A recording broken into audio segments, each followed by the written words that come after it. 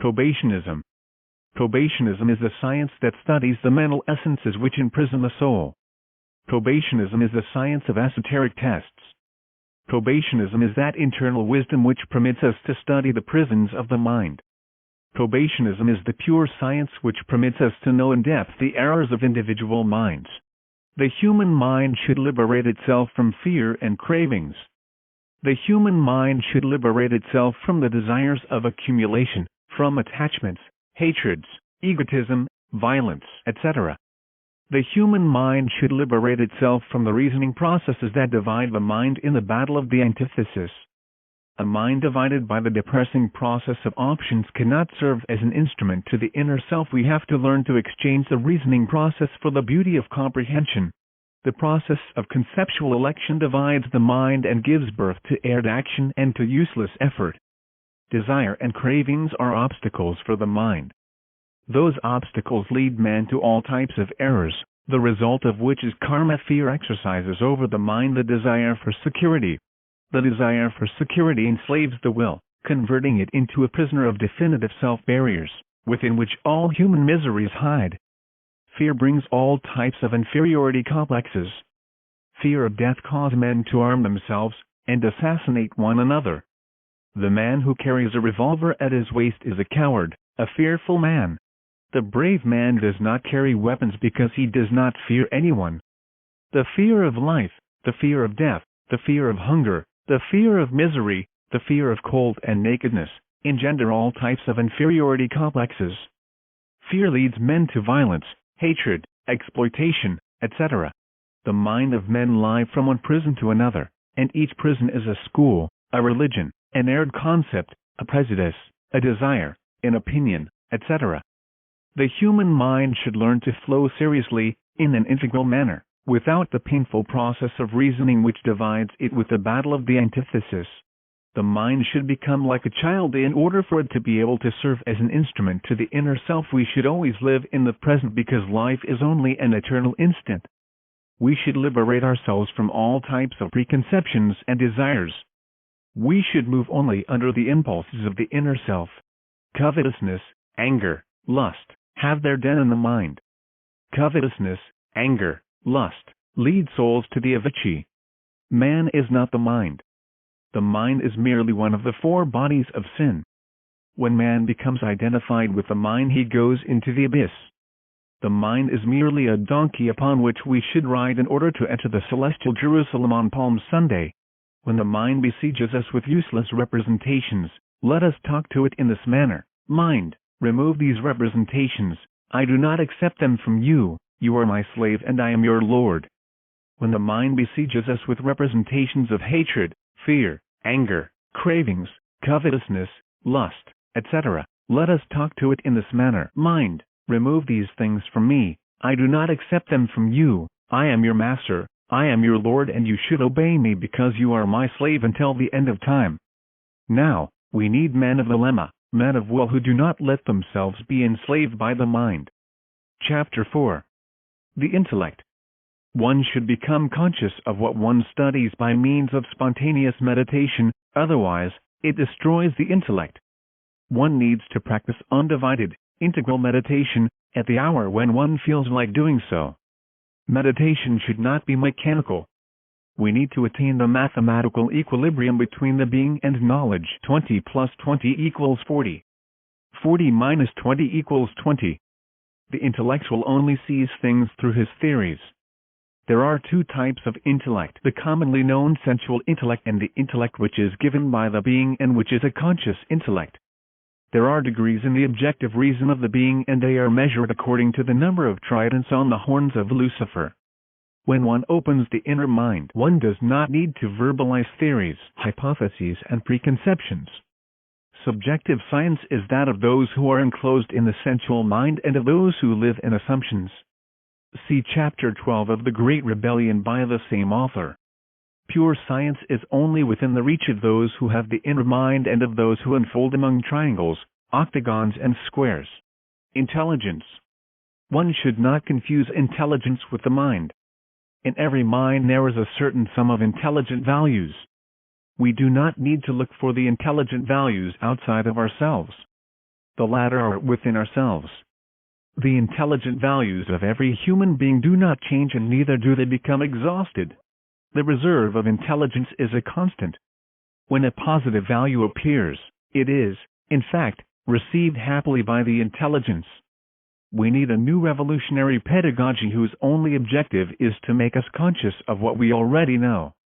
Identification, values and image. To identify oneself, to imagine oneself and to value oneself exactly is undelayable when we want to make an inventory of ourselves. Enlightened intellection. Whoever managed to disintegrate the cadavers of the ego obtain enlightened intellection. Enlightened intellection is the intellect placed at the service of the spirit. Jesus, the Christ, had enlightened intellection. He placed his intellect at the service of the spirit. The great error of materialists consists precisely in believing that the great reality needs physical phenomena, but their reality, after all, is a product of the materialistic intellect and not of enlightened intellection.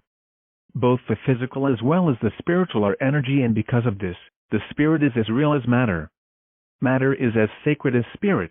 As long as the materialistic intellect does not become enlightened intellection through the revolution of the dialectic, it will not be possible to comprehend that the material and the spiritual behave in a correlated and dialectical manner.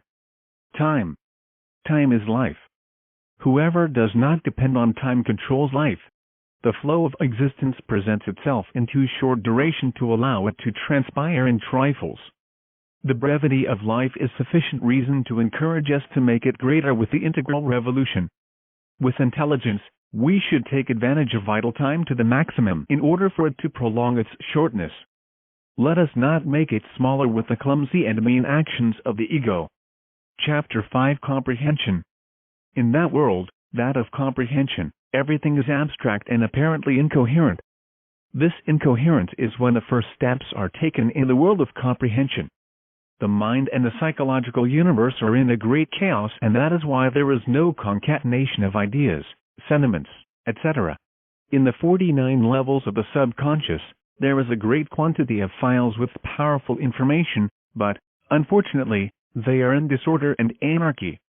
When one works in the world of comprehension, images and words emerge in the form of koans. In the first works on the comprehension of defects, the assistance of sleepiness becomes necessary. In this comprehensive action one reaches confused levels, where images do not have coherence and where color does not yet possess clarity. In other words, they do not possess much sparkle. One of the principal obstacles in the comprehension of a defect is not being able to focus on the psychological element being studied, because the mind tends towards distraction. In the world of comprehension, when one tries to work on an eye, everything becomes dark. One cannot see absolutely anything, and the consciousness loses, at certain moments, its lucidity, rapidly falling into fascination. The current of thoughts and sentiments is an obstacle to arrive at comprehending a defect. Upon wanting to comprehend an eye, we fall into a dark void, into a type of amnesia in which we do not know what we are doing, who we are and where we are. The force of Eros and the creative energy are the most perfect helpers for comprehension. The creative energy, transmuted or sublimated during sexual magic without the ejaculation of the entity of the semen, opens the 49 levels of the subconscious, causing all the I which we have hidden to come out of them. These psychic aggregates emerge in the form of drama, comedy, movie, and through symbols and parables. It is written that the clue of comprehension is found in these three psychological keys: imagination, inspiration, and intuition. Imagination. For the sage, to imagine is to see. The imagination is the translucence of the soul. In order to achieve the imagination, one needs to learn to concentrate the mind on a single object. Whoever learns to concentrate the mind on a single object performs marvels and prodigies. The Gnostic who wishes to reach imaginative knowledge should learn to concentrate and know how to meditate. The Gnostic should provoke sleepiness during the practice of meditation. Meditation should be correct. The mind should be exact. One needs logical thought and exact concept so that the internal senses will develop absolutely perfectly. The Gnostic needs much patience because any act of impatience leads him to failure. On the path of the revolution of the dialectic, one needs patience, will, and absolutely conscious faith. One day, In one sleep, a faraway picture, a scene, a face, a number, a symbol, etc. emerges during meditation. This is the sign that one is already progressing. The Gnostic rises towards imaginative knowledge little by little. The Gnostic lifts the veil of Isis little by little. Whoever awakens consciousness has reached imaginative knowledge and moves around in a world of symbolic images. Those symbols that he saw when he dreamt, when he tried to comprehend the go during meditation, now B sees them without dreaming. Before B saw them with a sleep consciousness, now he moves around among them with the consciousness of the vigil state even when his body is profoundly asleep. Inspiration. Upon reaching imaginative knowledge, the Gnostic sees the symbols but does not understand them. B comprehends that all of nature and the ego are a living writing that B does not know. He then needs to rise to inspired knowledge in order to interpret the sacred symbols of nature and the abstract language of the ego. Inspired knowledge confers upon us the power of interpreting the symbols of nature in the confused language of the ego. The interpretation of symbols is very delicate. Symbols should be analyzed coldly, without superstition, malice, distrust, pride, vanity, fanaticism, prejudices, preconceptions, hatred, envy, covetousness, jealousy, etc. Since all those factors are of the I. When the I intervenes, translating and interpreting symbols, it then alters the meaning of the secret writing and of the orientation which the being wants to give us symbolically about our inner psychological state. The interpretation should be tremendously analytical, highly scientific, and essentially mystical. One has to learn to interpret in the absence of the loose cathexis, the ego, the myself. One has to learn to interpret the symbols of nature and those of the bound cathexis, the being, in the absolute absence of the I. However, one should multiply self-criticism, because when the I of the Gnostic believes he knows much, he then feels himself as being infallible and wise, and even supposes that he sees and interprets in the absence of the I. We have to know how to interpret basing ourselves on the law of philosophical analogies, on the law of correspondences, and on the numerical Kabbalah. We recommend the mystical Kabbalah of Dion Fortune and my book titled Tarot and Kabbalah. Study them. Whoever has hatreds, resentments, jealousies, envies, pride, etc. will not achieve the elevation of himself to inspired knowledge. When we rise to inspired knowledge, we understand and comprehend that the accidental accumulation of objects does not exist. Really, all the psychological phenomena of nature and of all objects are found intimately linked organically among themselves, some internally depending upon others and conditioning themselves mutually among themselves. Really, no psychological phenomenon of nature can be comprehended integrally if we consider it in an isolated manner. Everything is in incessant motion, everything changes, nothing is still. In every object, internal struggle exists. The object is positive and negative at the same time. The quantitative is transformed into qualitative. Inspired knowledge permits us to know the interrelationship between what has been, what is, and what shall be. Matter is nothing more but condensed energy. The infinite modifications of energy are absolutely unknown both to historical materialism as well as to dialectical materialism. Energy is equal to mass multiplied by the square of the velocity of light. We, Gnostics, withdraw from the antithetical struggle which exists between metaphysics and dialectical materialism. Those are the two poles of ignorance, the two antitheses of error. We walk on another path. We are Gnostics. We consider life as a whole. The object is a point in space which serves as a vehicle to specific sums of values. Inspired knowledge permits us to study the intimate relationship existent between all forms, all psychological values and nature. Dialectic materialism does not know the values, it only studies the object. Metaphysics does not know the values and neither does it know the object. We, Gnostics, withdraw from the two antitheses of ignorance and we study man and nature integrally, seeking integral revolution. The Gnostic who wants to reach inspired knowledge should concentrate profoundly on music.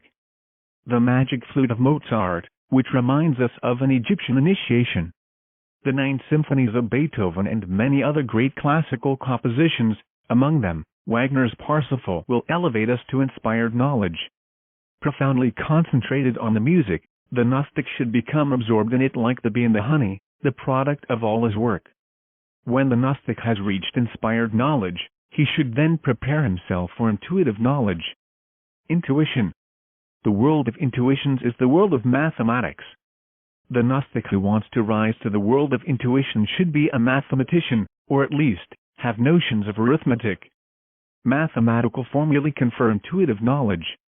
The formulae of Kepler and of Newton can serve to exercise ourselves in the development of intuitive knowledge. If the Gnostic practices with tenacity and supreme patience, his own internal being, bound cathexis, will teach him and instruct him in the great work. Then, he will study at the feet of the Master. He will elevate himself to intuitive knowledge. Imagination, inspiration and intuition are the three obligatory steps of the revolution of the dialectic.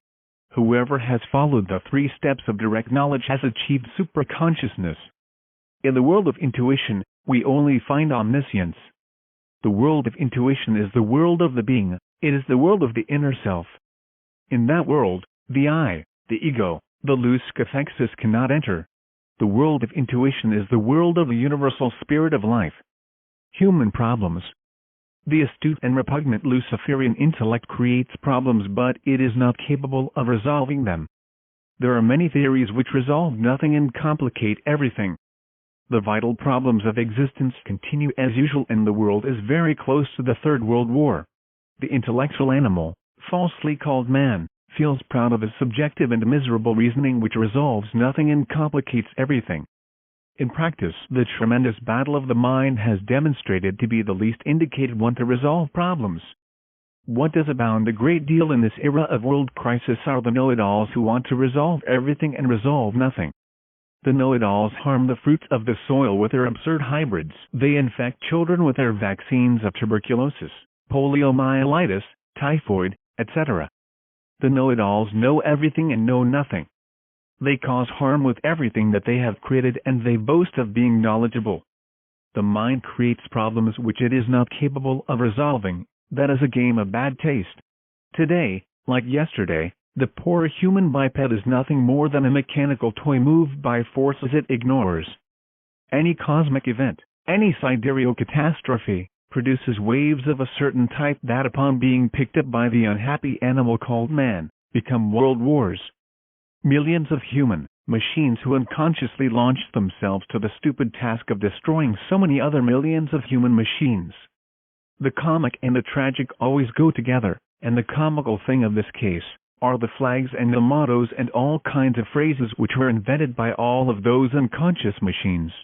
They say that they are going to war to defend democracy, freedom, the country, etc.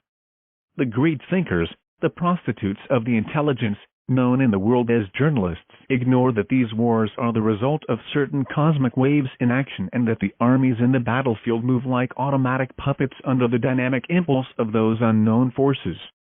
No fundamental problem has been resolved by the minds of these poor intellectual animals. The intellect is the faculty which allows us to comprehend that everything is incomprehensible. The great intellectuals have totally failed, as is being demonstrated to satiety by the catastrophic state which we are in. Mr. Intellectuals, there you have your world, the chaotic and miserable world that you have created with your theories. The facts are speaking, you proud intellectuals have failed. The battle of the mind is go in its inner nature. We need a new faculty which is not egocentric. We need the battle to pass and for the mind to remain still and serene. This is only possible by comprehending in depth the entire mechanism of the subjective and miserable mind. In the serenity of the mind, a new faculty is born in us. The name of said faculty is intuition. Only intuition can resolve problems. It is obvious that if we want to develop this new faculty, we first need to comprehend in depth that complicated associative mechanism of the subjective mind. The basic center of the reasoning mechanics is the psychological I. Said center is egotistical, and because of that it can never resolve problems. Intuition has nothing to do with that basic center of reasoning. Intuition is Christ-centric. Every problem has been created by the mind and exists as long as the mind sustains it. Every problem is a mental form which the mind sustains. Every mental form has a triple process: emergence, subsistence, and dissipation. Every problem emerges, subsists and then dissipates. The problem emerges because the mind creates it.